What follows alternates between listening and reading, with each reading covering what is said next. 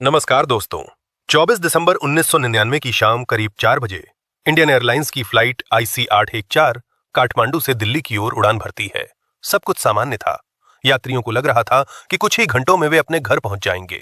लेकिन उड़ान भरने के सिर्फ 1 घंटे बाद ही अचानक 5 हथियारबंद आतंकियों ने इस विमान को हाईजैक कर लिया।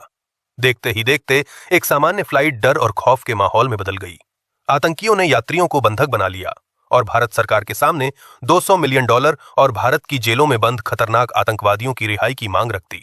यह सिर्फ एक हाईजैक नहीं था, बल्कि भारत के इतिहास की सबसे बड़ी और सबसे खतरनाक विमान अपहरण की घटना थी, जिसने पूरे देश को हिला कर रख दिया। आखिर यह विमान किन किन देशों में घूमा, यात्रियों के साथ क्या हुआ और भारत सरकार को आतंकियों की कौन कौन सी मांगे माननी पड़ी, आइए आज के इस वीडियो में हम IC-814 हाईजैक की पूरी घटना को विस्तार से समझते हैं। 24 दिसंबर 1999 को इंडियन एयरलाइंस की फ्लाइट IC-814 काठमांडू से दिल्ली की ओर उड़ान भरती है।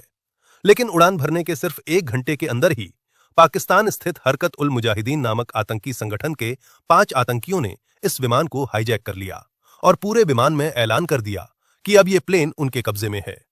आतंकियों ने पायलट को विमान पाकिस्तान की ओर ले जाने का आदेश दिया, लेकिन पायलट ने कहा कि प्लेन में इतना फ्यूल नहीं है कि वो सीधे पाकिस्तान तक पहुंच सके। लेकिन हाईजैकर्स प्लेन को भारत में उतारने से मना कर देते हैं। तब पाकिस्तान से प्लेन को उतारने की परमिशन मांगी जाती है, लेकिन पाकिस्तान मना कर देते हैं।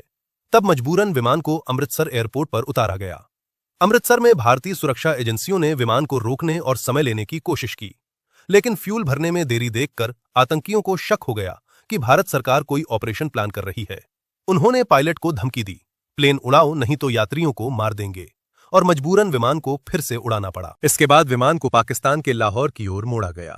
लाहौर पहुंचने पर पाकिस्तान ने विमान को उतरने की अनुमति फिर से नहीं दी और एयरपोर्ट की सभी लाइटें और नेविगेशन सिस्टम बंद कर दिए। लेकिन जब पायलट ने बताया कि प्लेन क्रैश हो सकता है, तब आखिरकार पाकिस्तान ने लाहौर में लैंडिंग की अनुमति दे दी और वहां विमान में फ्यूल भरा गया। इसी दौरान आतंकियों ने अपनी मांग पूरी न होने पर 25 वर्षीय यात्री रूपिन कट्याल को चाकू मारकर हत्या कर दी, जिससे पूरे विमान में डर का माहौल फैल गया। लाहौर से विमान को अफगानिस्तान के कंधार ले जाया जाना था, लेकिन रात में काबुल एयरपोर्ट पर लैंडिंग की सुविधा नहीं थी, इसलिए विमान को दुबई ले जाया गया।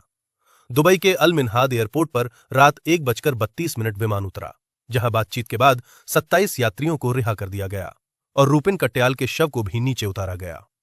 अगली सुबह 8:33 विमान अफगानिस्तान के कंधार एयरपोर्ट पर उतरा, जहां उस समय तालिबान की सरकार थी। यहीं से भारत सरकार और आतंकियों के बीच असली बातचीत शुरू हुई। भारत सरकार ने विवेक काटजू, अजीत डोवाल और CD सहाय सहित अधिकारियों की एक टीम कंधार भेजी।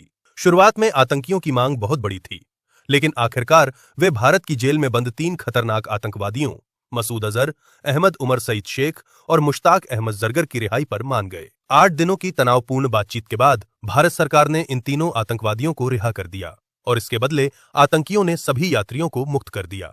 ये भारत के इतिहास की सबसे बड़ी विमान हाईजैक घटना थी, जिसने देश की सुरक्षा और आतंकवाद के खिलाफ रणनीति को हमेशा के लिए बदल दिया।